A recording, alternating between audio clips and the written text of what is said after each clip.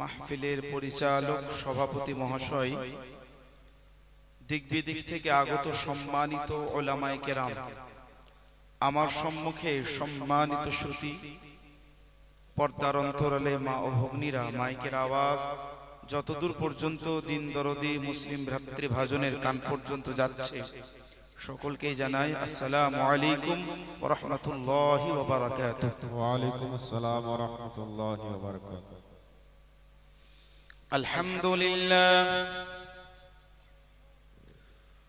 আলহামদুলিল্লাহ দিল জালালি ওয়াল ইকরাম ওয়া আলা রাসূলিহিস সালাতু ওয়াস সালাম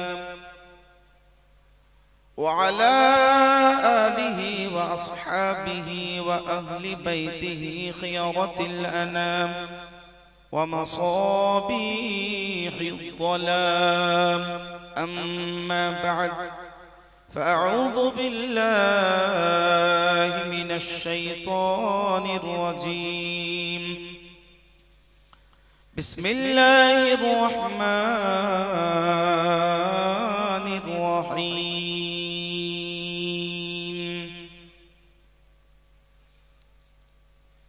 يرفع الله الذين آمنوا منكم والذين أوتوا العلم درجات. آمنت بالله صدق الله العظيم وبلغنا رسوله النبي الأمين المتين المبين. إن الله وملائكته يصلون على النبي يا أيها الذين آمنوا صلوا عليه وسلموا تسليما. اللهم صل على سيدنا مولانا محمد وعلى آل سيدنا مولانا محمد صلى الله عليه وسلم. الحمد لله. যাবতীয় গুণগান, গুণস্তুতি, গুণচর্চা, আলোচনা, আরাধনা, উপাসনা সেই মহান করুণাময় আল্লাহ পাক রব্বুল আলামিনের জন্যই যে মহান আল্লাহ পাক আপনাদের সকলকে ঠান্ডা রাত্রিতে এতক্ষণ অবধি কোরআন ও হাদিস ও তারিখ ও তাফসীর ও তাশরীহের আলোকে বিভিন্ন ধরনের আলোচনা শ্রবণ করার এবং এ অধমকেও আপনাদের সম্মুখে কিছু দ্বীনি ইলম প্রচার ও প্রসারের সহযোগিতা দান করেছেন, সে সুযোগ লাভ করেছি। সকলে বলি আলহামদুলিল্লাহ।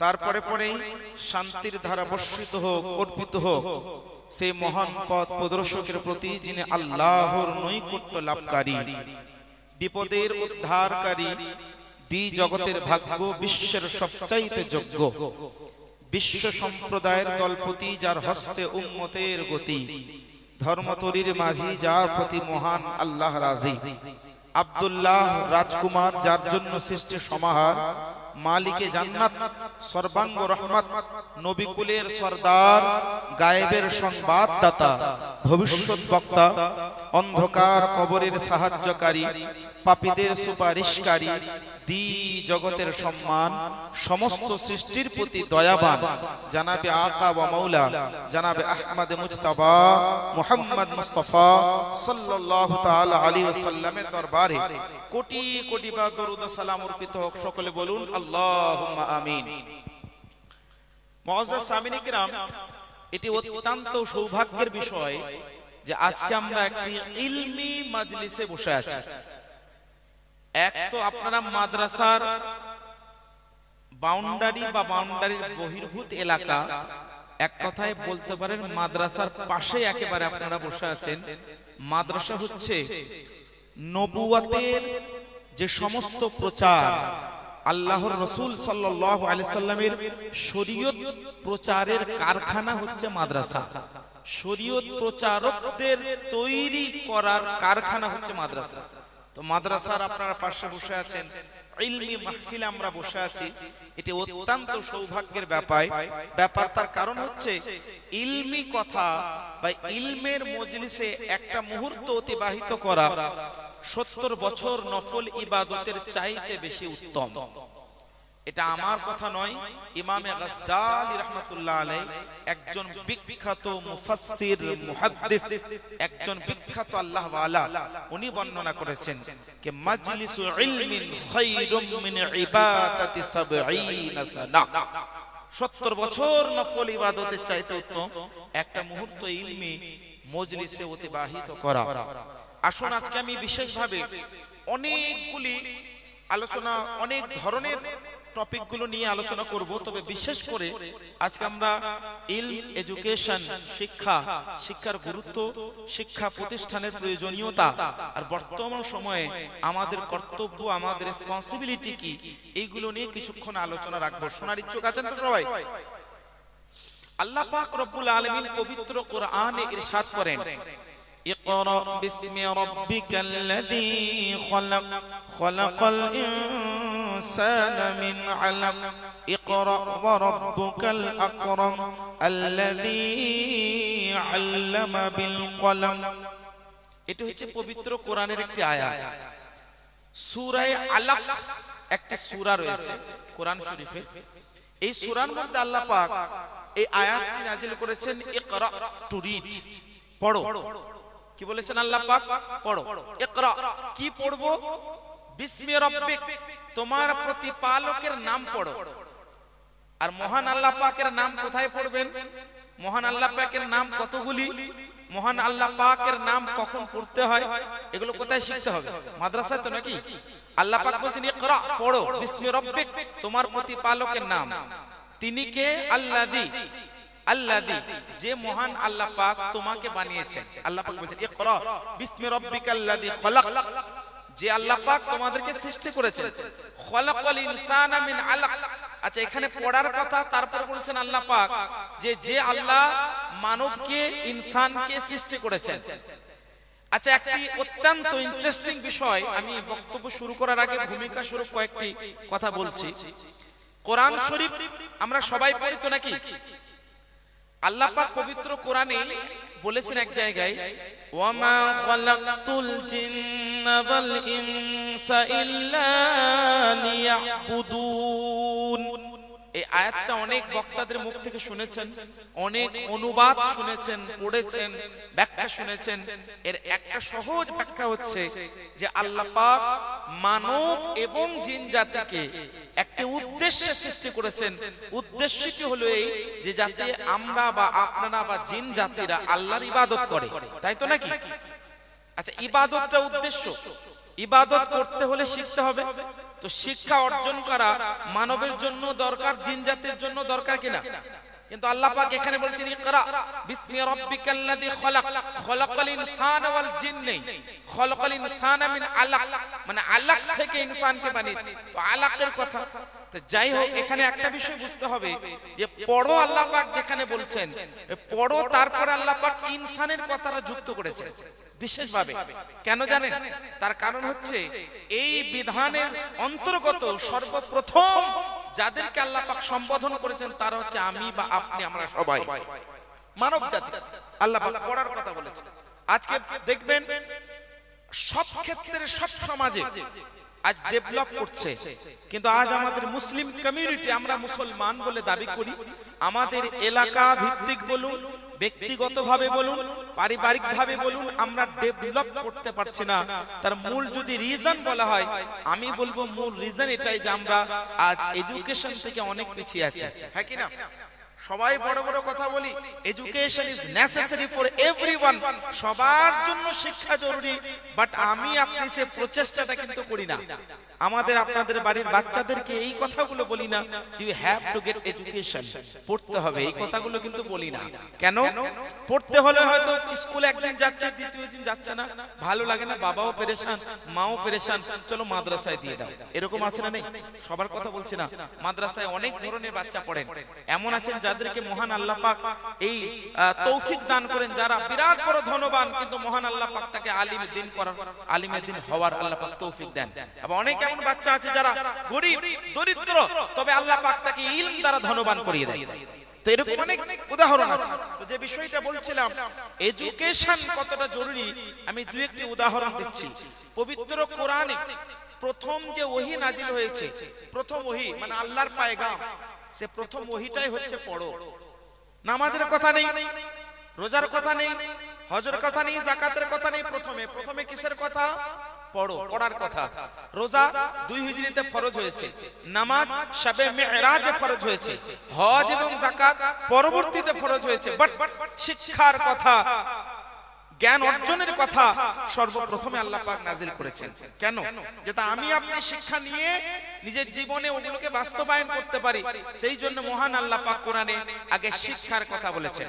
পবিত্র কোরআনে মহান আল্লাহ পাক রব্বুল আলামিন ইরশাদ করেন সূরা তাওবার মধ্যে এবং সূরা জুমরের মধ্যে, আল্লাহ পাক রব্বুল আলামিন ইরশাদ করেন ইয়ারফাইল্লাহুল্লাযীনা আমানু মিনকুম ওয়াল্লাযীনা উতুল ইলমা দারাজাত।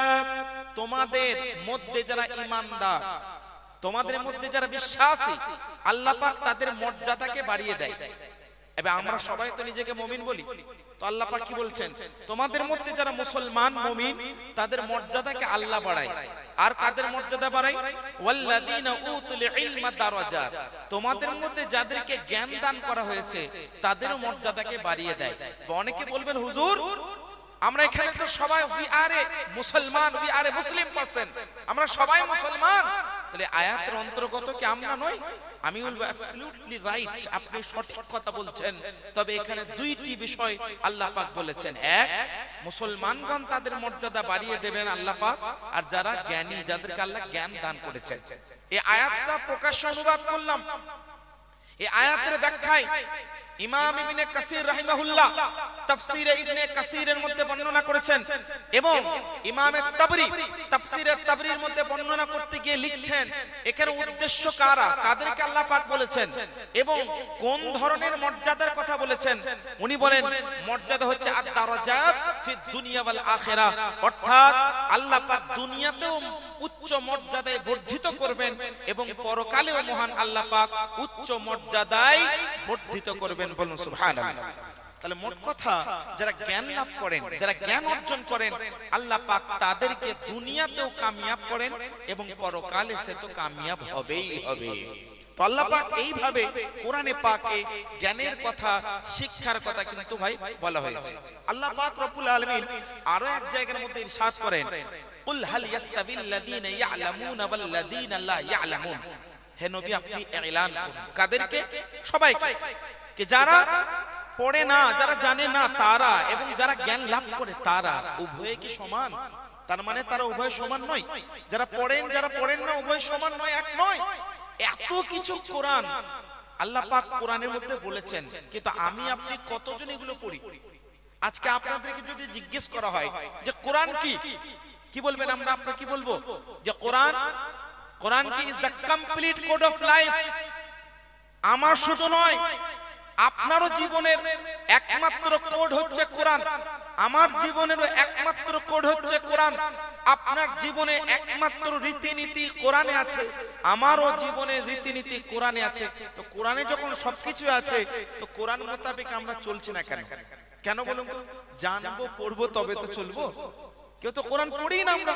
এটা কে বলে যে এত সুন্দর একটি জান্নাতি বাগান বানানো হয়েছে বা হচ্ছে বা এখন যে চলছে, এটা তো শিক্ষার প্রতিষ্ঠান, তো এখান থেকে শিক্ষা দান করা হবে, শিক্ষার আদান প্রদান হবে। তো এত সুন্দর মাদ্রাসা, এই মাদ্রাসাটাকে ডেভেলপ করার দায়িত্ব, রেসপন্সিবিলিটি আমাদের আপনাদের সবার নয়? আমাদের আপনাদের সবার বটে তো নাকি?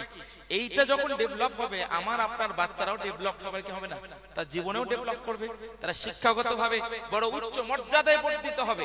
তো আল্লাহ পাক শিক্ষার দিকে আমাদেরকে এভাবে কি করেছেন, আহ্বান জানিয়েছেন। আপনারা অবাক যাবেন যদি আপনাকে বা কাউকে জিজ্ঞেস করা হয় সর্বপ্রথম ইউনিভার্সিটি কোনটি, কেউ উত্তর দিতে পারবেন? সবাই তো এখানে শিক্ষা লাভ করেছে, বড় বড় হয়তো ইউনিভার্সিটির নামগুলো নেবেন ফরেনের বা আমাদের ইন্ডিয়ার দু একটা ইউনিভার্সিটির নাম নেবেন, বাট আমি বলছি পুরো বিশ্বের সর্বপ্রথম ইউনিভার্সিটি কোনটি? ইসলাম আসার পরে সর্বপ্রথম ইউনিভার্সিটি, প্রথম মাদ্রাসা হচ্ছে মসজিদে নববী শরীফ। বলুন সুবহানাল্লাহ। প্রথম ইউনিভার্সিটি, আমি বলতে পারি the first university of the world, ইসলামী জগতের সর্বপ্রথম যে মাদ্রাসা প্রতিষ্ঠিত হয়েছে সেটি মদিনা শরীফে, মদিনাতুল মুনাওয়ারার মসজিদে নববী শরীফে। অবাক যাবেন। আমি দুই একটি উদাহরণ আপনাদেরকে দিই। আল্লাহর নবী সাল্লাল্লাহু আলাইহি ওয়াসাল্লাম ইরশাদ করেন, ইন্নামা বুইসতু মুআল্লিমা إنما بعثت معلما وفي رواية أخرى إنما بعثت لأتم مكارم الأخلاق بلو سبحان الله দুইটি হাদিস বললাম আমি, মুসনাদ ইমাম আহমদ বিন হাম্বলের এবং মাজমাউজ জাওয়ায়েদ, দুইটি হাদিস বললাম। দুইটি হাদিসের অর্থ হচ্ছে আল্লাহ রাসূল বলছেন যে আমি নবী, আমি প্রেরিত হয়েছি একমাত্র শিক্ষক হিসেবে। I am a teacher of the world. আজকে অনেক মানুষ বলতে পারে নবী নাকি নিরক্ষর, বলুন নাউজুবিল্লাহ। নবী নাকি পড়া জানে না, নবী নাকি লেখা জানে না, নবী নাকি শিক্ষা জানে না, নাউজুবিল্লাহ মিন যালিক। ওই সমস্ত ব্যক্তিদের জন্য বলতে পারে দাঁত ভাঙা জবাব। মহান নবী উত্তর দিয়েছেন, ইন্নামা বুইসতু মুআল্লিমা, I am a teacher of the world. সমগ্র কুল কায়নাতের আমি হলাম টিচার। যে টিচার হবে সে কি পড়া জানবে না? সমগ্র কুল কায়নাতের আমি হলাম শিক্ষক। এই বোকাদেরকে কে বোঝাবে? দুনিয়াতেই শিক্ষকের কাছ থেকে পড়তে হবে এমন তো ব্যাপার নেই। ওই শিক্ষকের শিক্ষক হচ্ছেন মহান আল্লাহ। আল্লামাহু শাদীদুল কুওয়া যু মিররাতিন ফাস্তাওয়া ওয়া হুয়া বিল উফুকিল আ'লা। পবিত্র কোরআন 27তম পারা সূরা নাজমের মধ্যে আল্লাহ পাক বলছেন ওই নবীকে মহান আল্লাহ শিক্ষা দান করে, অন্য কেউ নয়। তো আল্লাহর রাসূল এসেছেন কি হিসেবে? টিচার হিসেবে, শিক্ষক। সমগ্র কুল কায়নাতের টিচার এবং শিক্ষক হচ্ছেন আমাদের নবী, আমাদের রাসূল সাল্লাল্লাহু আলাইহি সাল্লাম। শিক্ষা দান, শিক্ষা গ্রহণের প্রতি এইভাবে আহ্বান জানিয়েছেন। আল্লাহ রাসূল যখন মক্কা থেকে মদিনায় হিজরত করেন, হিজরতের ঘটনা সবাই শুনেছেন। মক্কা থেকে মদিনায় হিজরত করার পরে সর্বপ্রথম যে কাজ করেছেন, সর্বপ্রথম কাজ মসজিদে নববী শরীফের নির্মাণ। মসজিদে নববী শরীফের নির্মাণ করার পরে আল্লাহ রাসূল সাল্লাল্লাহু আলাইহি ওয়াসাল্লাম মসজিদে নববী শরীফে শিক্ষা দান করতেন, শিক্ষা দিতেন। সহিহুল বুখারী শরীফের মধ্যে একাধিক জায়গায় হাদিসটি উল্লেখিত আছে। এমন কি ইমামে বুখারী রাহমাতুল্লাহি তাআলা আলাইহি আল আদাবুল মুফরাদের মধ্যে অনেকগুলি হাদিস নিয়েছেন মর্মের।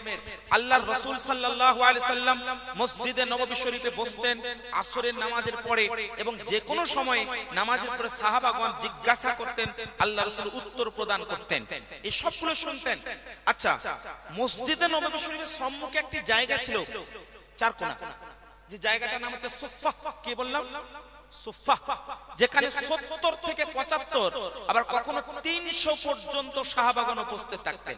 তারা বলতে পারেন আল্লাহ রাসূলের ওই সময় প্রেজেন্ট স্টুডেন্টস 300 পর্যন্ত সর্বদা খালি স্পেশালি শিক্ষা গ্রহণের জন্য দণ্ডায়মান থাকতেন।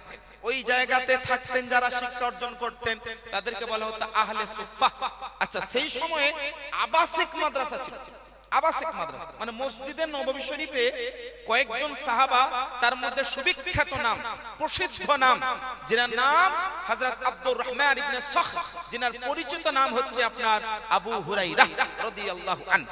এই ধরনের একাধিক সাহাবারা ওখানে থাকতেন, থেকে পড়তেন, শুনতেন, হাদিসগুলো শুনতেন, পড়তেন, বর্ণনা করতেন।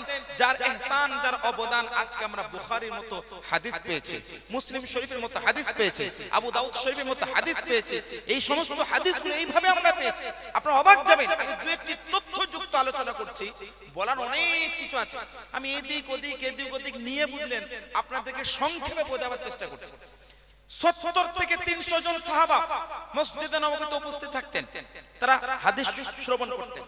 হযরত আবু হুরায়রা রাদিয়াল্লাহু তাআলা আন, হযরত আবু হুরায়রা রাদিয়াল্লাহু তাআলা আন মাত্র 3 বছর আল্লাহর রাসূলের দরবারে ছিলেন। কয় বছর বললাম? 3 বছর। কেন জানেন? কারণ 8 হিজরিতে উনি ইসলাম গ্রহণ করেন। কত হিজরি?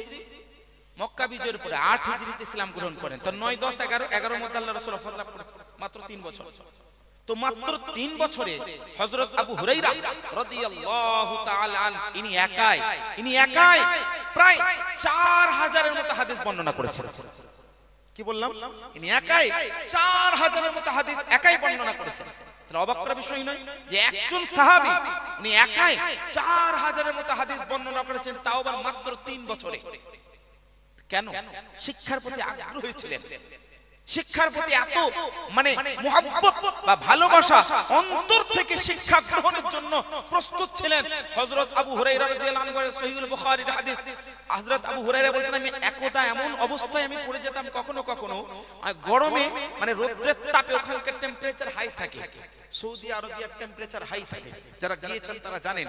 এত গরমের মধ্যে এমন হতো রোদ্রের তাপে আমার মাথা ঘুরে যেত, আমি অজ্ঞান হয়ে পড়ে যেতাম।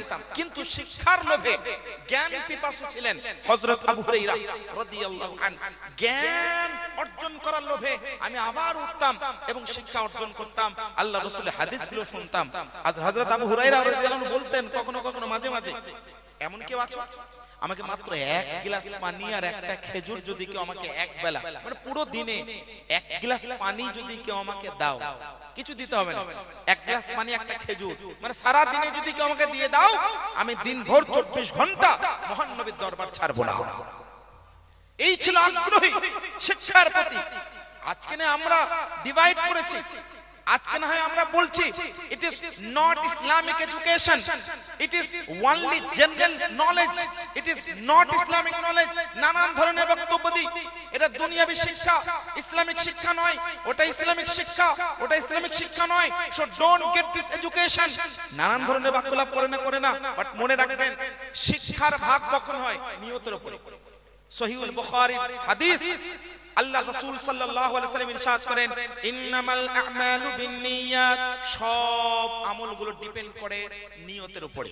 আপনি যেমন নিয়ত করবেন তেমন আপনার আমলের সওয়াব আপনি পাবেন। তো শিক্ষার ক্ষেত্রে একই হুকুম। আজকে যদি ইংরেজি আপনি শিখছেন, কেন? যাতে আমি কোরআন ও হাদিসকে ইংরেজি ভাষায় বলতে পারি, ইংরেজি ভাষাটা ওনলি ল্যাঙ্গুয়েজ হওয়ার সাথে সাথে আপনি ইবাদতে গণ্য হবে। অনুরূপভাবে কোন ব্যক্তি যদি অন্য কোন শিক্ষা অর্জন করে আর উদ্দেশ্য যদি ভালো হয়, ওই ব্যক্তি নেকি পাবে না? পাবে না?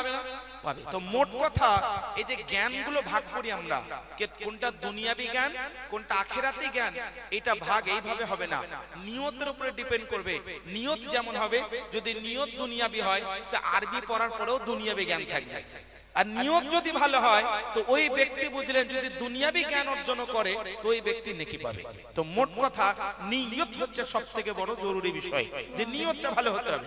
সাহাবায়ে কেরামগণ এইভাবে আমাদেরকে নলেজ দিয়েছেন, আগ্রহী করেছেন। একজন সাহাবীর নাম নিলাম, দ্বিতীয় জন সাহাবী শুনেন, সাইয়্যিদুনা আব্দুল্লাহ ইবনে আব্বাস রাদিয়াল্লাহু আনহুমা, যিনাকে মুফাসসির আযমে কোরআন বলা হয়।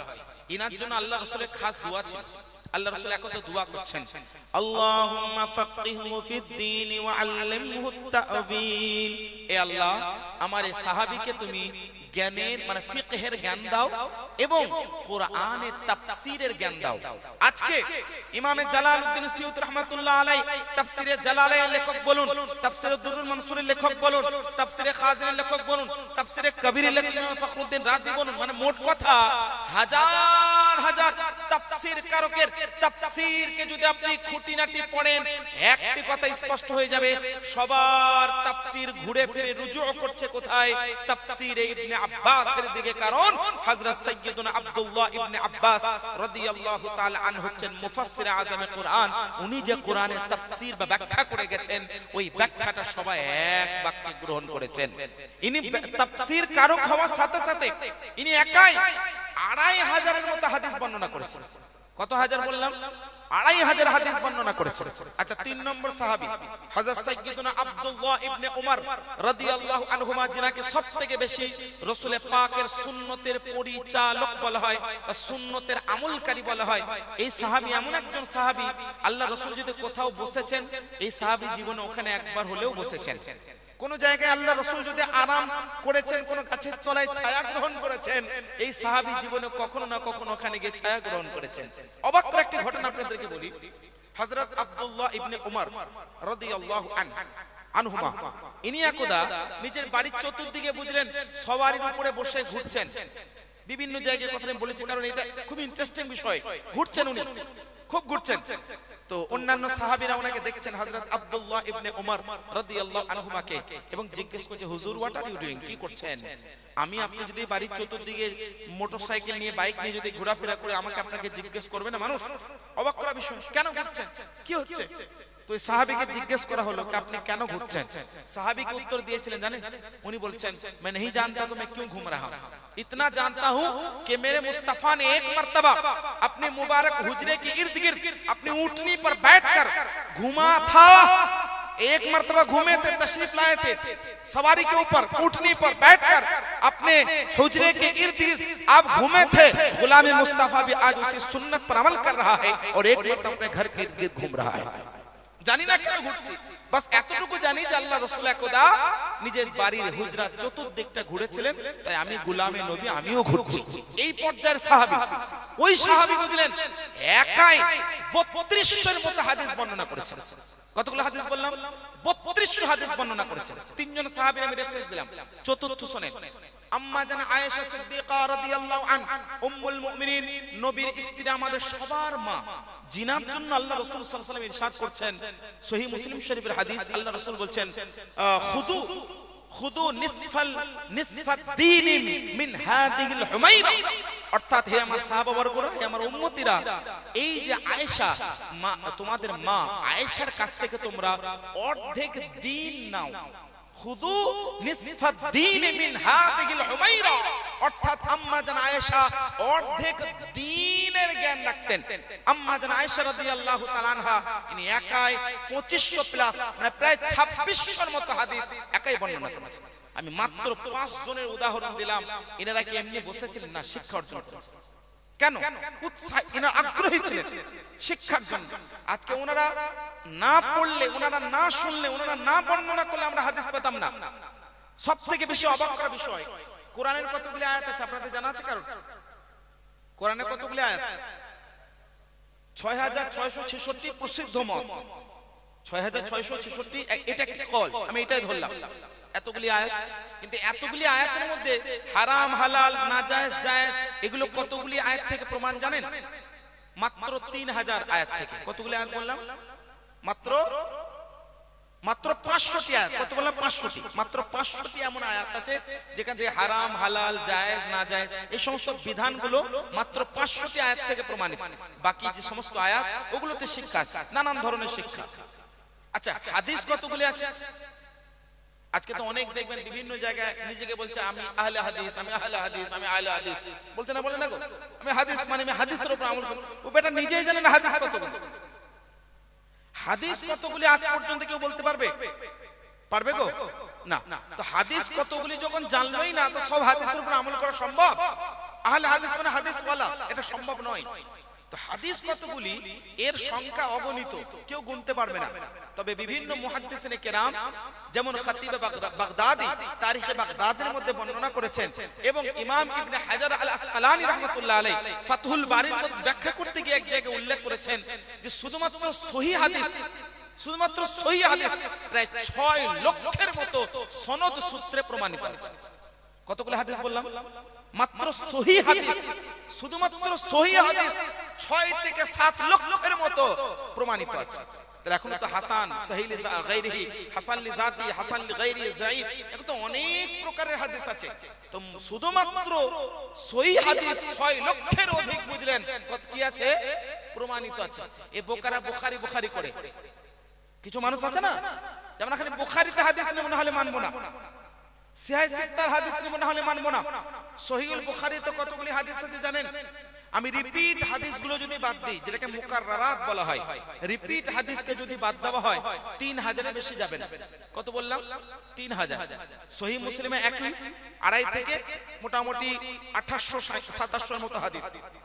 এক কথায় সিহায়ে সিত্তা, পুরো সিহায়ে সিত্তাকে যদি উঠিয়ে নেওয়া হয় 1 লক্ষ হাদিস হবে না। 1 লক্ষ হাদিস হবে? জীবনে হবে না। তাহলে মোট কথা যারা বুখারী করে, সহিহ হাদিস তো শুধু বুখারীতে নেই, বুখারীতে হাদিস অধিকাংশ সহিহ, সহিহ মুসলিমে হাদিস সহিহ, সিহায়ে সিত্তার অধিকাংশ হাদিস সহিহ। তবে এর মানে এটা নয় যে শুধুমাত্র সহিহ হাদিস সিহায়ে সিত্তার মধ্যেই বিদ্যমান আছে। তো যে কথাটি বলছিলাম, হাদিস তো লক্ষ লক্ষ, কিন্তু হারাম হালাল জায়েজ না জায়েজ যেগুলো হাদিস থেকে বিধান প্রমাণিত মাত্র 3000 হাদিস থেকে। কত হাজার? 3000। তো মাত্র 5 জন, 4 জন সাহাবী, 1 জন সাহাবিয়া উম্মুল মুমিনিন থেকে আমি প্রমাণ করলাম ইনারা এক একজন 3-3 হাজার হাদিস বর্ণনা করেছেন। এগুলো কেন? ইনাদের মেহনত, ইনাদের প্রচেষ্টা, শিক্ষার প্রতি ইনাদের লোভ বা জ্ঞান পিপাসু ছিলেন, ইনারা জ্ঞানের প্রতি ইনারা আগ্রহী ছিলেন, যার কারণে ওনারা এতটা জ্ঞান অর্জন করেছেন। আজকে আমরা শিক্ষার দিকে এতটাই পিছিয়ে, আমি যদি আপনাদের ভাষায় দ্বীনি শিক্ষা, দুনিয়াবী শিক্ষা বলতে এটা বুঝি যে দ্বীনি শিক্ষা মানে মাদ্রাসায় যারা আলেম ফাজেল মুফতি হয় তারা দ্বীনি শিক্ষা, আর যারা দুনিয়াবী শিক্ষা হয়তো যারা কেউ পড়াশোনা করার পরে হয়তো আইএএস অফিসার হলো, আইপিএস অফিসার হলো, বা কেউ সিএ হলো, মানে চার্টার্ড অ্যাকাউন্টেন্ট হলো, বা যাই হলো, এগুলো আমরা দুনিয়াবী শিক্ষা বলি। তো সব দিক থেকে পিছিয়ে। ইউপিএসসি এক্সাম কতগুলো স্টুডেন্টস দেয় আমাদের মুসলিম কমিউনিটি, বা কতজন ক্র্যাক করে দেখুন, পার্সেন্টেজ বের করে নিন। তো কোনো দিকেই তো নেই, না এদিকে না ওদিকে, কোনো দিকেই তো নেই। কোনো একদিকে যদি থাকতো যে না এদিকে আছে ওদিকে নেই, ওদিকে আছে এদিকে নেই, তাহলেও তো মানা যেত। আজ আমাদের পুরো ভারতে 500,000 উলামায়ে কেরাম আছে, রেজিস্টার্ড উলামায়ে কেরাম। কত বললাম? 500,000। 500,000 মানে 5 লক্ষ। কত? পুরো ভারতে 5 লক্ষ রেজিস্টার উলামায়ে কেরাম, যারা কোনো মাদ্রাসায় পড়ান বা কোনো মসজিদের ইমাম, আর অনেক আছেন, তবে এটা হচ্ছে রেজিস্টার, মানে যাদের নাম নথিভুক্ত আছে। আজ পুরো ভারতে আমাদের মুসলমানদের সংখ্যা কত মিলিয়ে নি, শুধু পশ্চিম বাংলায় দেখুন না। আমরা কোথায় আছি? না ইসলামিক শিক্ষার মধ্যে আছি, না আপনার দুনিয়াবী শিক্ষার মধ্যে আছি। আমি দুনিয়াবী শিক্ষা নিয়ে যদি আজকে আলোচনা করতাম তাহলে অনেক সময় লেগে যাবে। আমি দুটোকে মিলিয়ে করছি যেহেতু, কারণ অনেক লম্বা সময় দরকার। দুনিয়াবী শিক্ষা তো আমরা নেই, দ্বীনি শিক্ষা তো আজকে আমরা নেই, আর যার কারণে আজকে আমাদের এই রকম বুঝলেন অবস্থা। বদরের যুদ্ধ আমাদের ইসলাম ধর্মের প্রথম যুদ্ধ কিনা? বদরের যুদ্ধ। এই বদরের যুদ্ধের ওয়াকিয়া থেকে একটি শিক্ষার আমাদের মুক্তা পাওয়া যায়। আল্লাহ রাসূল সাল্লাল্লাহু আলাইহি ওয়াসাল্লাম যখন মদিনায় হিজরত করলেন, মক্কার কাফের মুশরিকরা মুসলমানের উপর হামলা করার জন্য সর্বদা প্রস্তুত। এটা যুদ্ধ নয়, সেলফ ডিফেন্স। সাহাবা বর্গরা খবর পেলেন আল্লাহ রাসূল সাল্লাল্লাহু আলাইহি ওয়াসাল্লামের নেতৃত্বে বদরের যুদ্ধ সংগঠিত হয়, মুসলমান জয়ী হন, সাহাবা বর্গরা জয়ী হন, আর কাফের মুশরিকরা পরাজিত হয়। কাফেরদের মধ্যে 70 জন কয়েদি কি হয় আপনার মুসলমানদের হাতে তারা ধরা পড়ে। কতজন? 70 জন বন্দী হয়ে আছে কাফের মুশরিকরা। আল্লাহ রাসূল সাল্লাল্লাহু আলাইহি ওয়াসাল্লাম বসে আছেন, হযরত আবু বকর সিদ্দিক রাদিয়াল্লাহু তাআলা আনহু আছেন, বড় বড় সাহাবায়ে কেরাম আছেন। আল্লাহ রাসূল বলছেন বলো এদের সঙ্গে কি করব? এই পরামর্শ নেওয়া এটাও রাসূল পাকের সুন্নাত, প্রয়োজন নয়। আল্লাহ রাসূলের দরকার ছিল না আপনার পরামর্শ নেওয়ার, কিন্তু এটা শিক্ষা, এগুলো মেসেজ, এটা আমি আপনি জীবনে অ্যাপ্লাই করি। আল্লাহ রাসূল শিক্ষা মানে পরামর্শ নিছেন, এ সাহাবী বলো কি করব, কি করা দরকার, এই সব ব্যক্তিদের সঙ্গে হোয়াট টু ডু, কি করব বলো তোমরা কি করব? কেউ সাহাবী বলছেন হুজুর ইয়া রাসূলুল্লাহ, তাদের কাছ থেকে আপনার ট্যাক্স নিয়ে নেওয়া হোক, মানে কিছু পয়সা, কোনো দিরহাম দিনার নিয়ে নেওয়া হোক, আর তার পরিবর্তে ছেড়ে দেওয়া হোক। সেই সময় যুদ্ধের যে নিয়ম ছিল, সেই সময় যুদ্ধের যে উসুল ছিল এগুলোই ছিল যে কিছু দিয়ে দাও তার বদলে ছাড়। কিছু সাহাবী বলছেন ইয়া রাসূলুল্লাহ না, এদেরকে হত্যা করে দাও, এদেরকে হত্যা করে দাও। শেষ পর্যন্ত সিদ্ধান্ত গ্রহণ করলেন। এই সিদ্ধান্তটা আল্লাহ রাসূল সাল্লাল্লাহু আলাইহি ওয়াসাল্লাম ওই 2 হিজরিতে বদরের যুদ্ধের সময় সাময়িক কোন সিদ্ধান্ত ছিল না, কিয়ামত পর্যন্ত আসা সমস্ত উম্মতিদের জন্য একটি মেসেজ, একটি বার্তা। আল্লাহ রাসূল সাল্লাল্লাহু তাআলা আলাইহি ওয়াসাল্লাম ওই সমস্ত কাফের মুশরিক যারা বন্দী হয়েছে তাদেরকে আল্লাহ রাসূল বলছেন শোনো, তোমাদের মধ্যে যারা পড়ালেখা জানো, তোমাদের মধ্যে যারা পড়ালেখা জানো, তোমরা প্রত্যেকেই মদিনার 10 জন বাচ্চাকে পড়ালেখা শিখিয়ে দাও। তোমরা 10 জন বাচ্চাকে, এক একজন 10 জন করে বাচ্চাকে পড়া লেখা শিখিয়ে দাও, ইউ উইল বি ফ্রিড, তোমরা তারপরে থেকে স্বাধীন হয়ে যাবে, তারপর থেকে তোমরা আজাদ হয়ে যাবে, আজ সেই দিন পর থেকে তোমরা আর বন্দী হয়ে থাকবে না।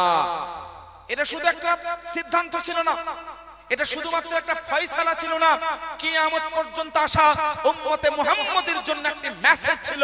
আল্লাহর রাসূল সাল্লাল্লাহু আলাইহি সাল্লাম স্বাধীনতার বিরুদ্ধে, স্বাধীনতার বিপক্ষে আল্লাহর রাসূল পয়সাকে রাখলেন না, স্বাধীনতার বিপক্ষে আল্লাহর রাসূল দিরহাম ও দিনারকে রাখলেন না, স্বাধীনতার বিপক্ষে আল্লাহর রাসূল শিক্ষাকে রাখলেন। কেন?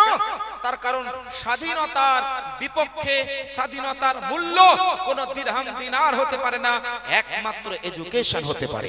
তো আল্লাহ রাসূল সেই সময় থেকে শিক্ষার দিকে এইভাবে আমাদেরকে আগ্রহী হওয়ার চেষ্টা করি, যাতে তার শিক্ষা দান করেছেন, মেসেজ দিয়েছেন এবং বার্তা দিয়েছেন। আপনারা অবাক যাবেন, ভরি ভরি হাজার হাজার আহাদিসে মুবারাকা শুধুমাত্র শিক্ষার জন্য আল্লাহ রাসূল সাল্লাল্লাহু আলাইহি ওয়াসাল্লাম বর্ণনা করেছেন। একটি হাদিস রয়েছে সুনানে আবি দাউদ শরীফ, হাদিস নম্বর 3641, মানে 3641 হাদিস নম্বর। সুনানে আবি দাউদ শরীফে লম্বা একটি হাদিস আছে। আল্লাহ রাসূলের একজন সাহাবী, যার নাম হযরত আবু দারদা রাদিয়াল্লাহু আনহু, উনি দিমাশকের জামা মসজিদে বসে আছেন, দিমাশকের জামা মসজিদে বসে আছেন। আর অন্য একজন ব্যক্তি বুঝলেন ওই মসজিদে দিমাশকে এলেন, আসার পরে হযরত আবু দারদা রাদিয়াল্লাহু আনহুকে বলছেন, ইন্নী জিতুকা লিহাদিসিন, ইন্নী জিতুকা মিন মদিনাতি রাসূল সাল্লাল্লাহু আলাইহি ওয়াসাল্লাম লিহাদিসিন, আমি এ আবু দারদা, এ সাহাবী রাসূল, আমি আপনার কাছে একটি হাদিসের জন্য রাসূলের শহর মদিনা শরীফ থেকে আমি আপনার কাছে এসেছি। মদিনা শরীফ থেকে বালাগানি আন্নাহু তুহাদ্দিসু আন রাসূলিল্লাহ সাল্লাল্লাহু আলাইহি ওয়াসাল্লাম মা জিতু লিহাজা, আমি আপনার কাছে একটি হাদিসের জন্য শুধুমাত্র মদিনায়ে মুস্তাফা, রাসূল পাকের প্রিয় শহর, রাসূল পাকের পছন্দনীয় শহর মদিনা শহর থেকে আমি আপনার কাছে দিমাশকের জামা মসজিদে এসেছি একটি মাত্র হাদিসের জন্য। আমি শুনেছি আপনি ওই হাদিসটা বর্ণনা করেন এবং আপনি দলিল দেন, সনদটা নিয়ে যান যে আল্লাহর রাসূলের কাছ থেকে আপনি শুনেছেন, ওই হাদিসটা আমাকে বলেন, ওই হাদিসটা আমাকে বলেন। তো আল্লাহর রাসূলের সাহাবী হযরত আবু দারদা বলেন, আমি আল্লাহর রাসূলকে আমি এটা বলতে শুনেছি কি, হাদিসটা শুনবেন মনোযোগ দিয়ে। আল্লাহ রাসূল বলছেন, মান সালাকা তরিকান ইয়াতলুবু বিহি ইলমা সারাকাল্লাহু বিহি ইলা তরিকিল জান্নাহ। আল্লাহ রাসূল সাল্লাল্লাহু আলাইহি ওয়াসাল্লাম বলছেন যে ব্যক্তি জ্ঞান অর্জন করার জন্য মাদ্রাসায় হোক, মসজিদে হোক, যেখানে হোক, জ্ঞান অর্জন করার জন্য সে হাঁটতে থাকে, মানে যেতে থাকে। মান সালাকা তরিকান, কোন ব্যক্তি যখন রাস্তা দিয়ে যায়, কেন? শিক্ষার জন্য হেঁটে যায়। এই মাদ্রাসা হচ্ছে, মাদ্রাসায় যখন আপনাদের বাড়ির বাচ্চারা হেঁটে হেঁটে পড়া শিক্ষা অর্জন করার জন্য আসবে, আল্লাহর রাসূল বলেন মান সালাকা তরিকান ইয়াতলুবু বিহি ইলমা, জ্ঞান অর্জন করার জন্য যখন এই রকম মাদ্রাসাতে পায়ে হেঁটে বা হেঁটে যখন আসে, আল্লাহর রাসূল বলছেন সালাকাল্লাহু বিহি ইলা তরিকিল জান্নাহ, জান্নাতগামী তাকে আল্লাহ পাক করে দেন, তাকে জান্নাতগামী করে দেন, সে জান্নাতের দিকে হাঁটতে থাকে। আর আল্লাহর রাসূল সাল্লাল্লাহু তাআলা আলাইহি ওয়াসাল্লাম আরো বলছেন, ওয়া ইন্নাল মালাইকাতা লাতাদউ আজনিহাতাহা রিদান লিতালিবিল ইলমি, আর নিশ্চয় আল্লাহর ফেরেশতা মণ্ডলীরা পর্যন্ত ওই মাদ্রাসার তালিবে ইলম যে শিক্ষা অর্জন করার লক্ষ্যে হেঁটে চলে যায়, আল্লাহর ফেরেশতারা নিজের বাহুগুলোকে, নিজের ডানাগুলোকে তার সম্মানার্থে, তার সন্তুষ্টির জন্য বিছিয়ে দেয়। সুবহানাল্লাহ। উলামা ওয়ারাসাতুল আম্বিয়া লাম ইউওয়ারিসু দিনারান ওয়া দিরহামা ওয়ারাসু আল ইলমা। আল্লাহর রাসূল সহ আম্বিয়া কিরামগণের একমাত্র, কেবলমাত্র, শুধুমাত্র উত্তরাধিকারী হচ্ছেন উলামায়ে কেরামগণেরা। তারা নবীগণের ওয়ারিস হয়, নবীগণের উত্তরাধিকারী হয়। লাম ইউওয়ারিসু দিনারান ওয়া দিরহামা, আর নবীগণ কখনো পয়সা, টাকা, দিনার, দিরহাম এগুলো ছেড়ে যায় না। ওয়ারাসু আল ইলমা, তারা ইলম ছেড়ে যায়, যে ইলমের অধিকারী উলামায়ে কেরাম গণেরা হয়ে যায়। সুবহানাল্লাহ। তো আল্লাহ রাসূল সাল্লাল্লাহু আলাইহি সাল্লাম এই হাদিস দ্বারা আমাদেরকে শিক্ষা দান করেছেন যে মাদ্রাসার শিক্ষা, ইসলামিক এডুকেশন আল্লাহ পাক রব্বুল আলামিনের নাজিলকৃত জ্ঞান এই অর্জন করলে বুঝলেন মহান আল্লাহর নবীর উত্তরাধিকারী হওয়ার মতো মর্যাদা প্রাপ্ত হওয়া যায়। এটা মহান নবীর একমাত্র বাণী। আল্লাহ রাসূল সাল্লাল্লাহু আলাইহি ওয়াসাল্লাম আর এক জায়গায় মধ্যে বলেন, সহিহ মুসলিম শরীফের 2699 তম হাদিস, আল্লাহর রাসূল সাল্লাল্লাহু তাআলা আলাইহি ওয়াসাল্লাম ইরশাদ করেন, মান সালাকা তরিকান, যে ব্যক্তি মাদ্রাসা বা কোন শিক্ষা, ইসলামিক শিক্ষা অর্জন করার জন্য বুঝলেন ইয়ালতামিসু ফিহি ইলমা, শিক্ষা অর্জন করার জন্য সে পায়ে হেঁটে চলে যায়, সাহহালাল্লাহু বিহি তরিকান ইলাল জান্নাহ, তার জন্য জান্নাতের রাস্তাকে আল্লাহ পাক সহজ করে দেয়। সুবহানাল্লাহ। এমনি এমনি নয়, আল্লাহ পাক এই মর্যাদায় বর্ধিত করেন যে যারা ইসলামিক শিক্ষা অর্জন করে মহান আল্লাহ পাক রব্বুল আলামিন তাদেরকে বুঝলেন জান্নাতের রাস্তাকে সহজ করে দেয়। এর চাইতে বড় বিষয় কি হতে পারে? তো এগুলো হচ্ছে দ্বীনি শিক্ষার পাওয়ার। ইসলামিক শিক্ষা আল্লাহ পাক রহমত দিয়ে ভরপুর করে দেয়। তবুও কিন্তু আজকে আমাদের বাড়ির বুঝলেন আমাদের এমন গার্জিয়ান রয়েছে যারা ভাবে আমার বাড়ির আমার ছেলেকে যদি মাদ্রাসায় পড়ায় আলেম হয় কয় টাকা পাবে? 7,000 10,000 কি ঘর সংসার চলবে? পড়িয়ে লাভ কি হবে? এটাকে মাইন্ড আসে কি আসে না গুলো? এটা আসে না আমাদের মাইন্ডে?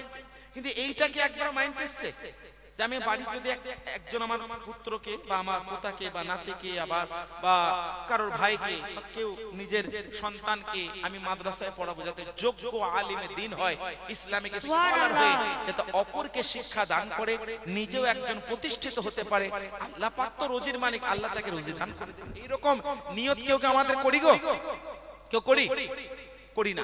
এখানে যতজন বসে আছেন কারোর বাচ্চা কি মাদ্রাসায় পড়ছে? হাত তুলেন তো দেখি। মাশাআল্লাহ, আলহামদুলিল্লাহ, সামনে আছে, দেখছেন তো সব জায়গায় আল্লাহ তাদেরকে সামনেই রাখবে। এগুলো বরকতপূর্ণ। আমি 2টি হাদিস পড়ছি, এই 2টি হাদিস শোনার পরে ইনশাআল্লাহ মাদ্রাসার সঙ্গে জুড়ে যান, কানেক্ট হয়ে যান। সেটা আপনি আর্থিকভাবে হোক, দৈহিকভাবে হোক, পরিশ্রম মেহনত প্রচেষ্টা করুন মাদ্রাসার জন্য কিছু কাজ করার। আর্থিকভাবে সহযোগিতা করেছেন, আরো করুন।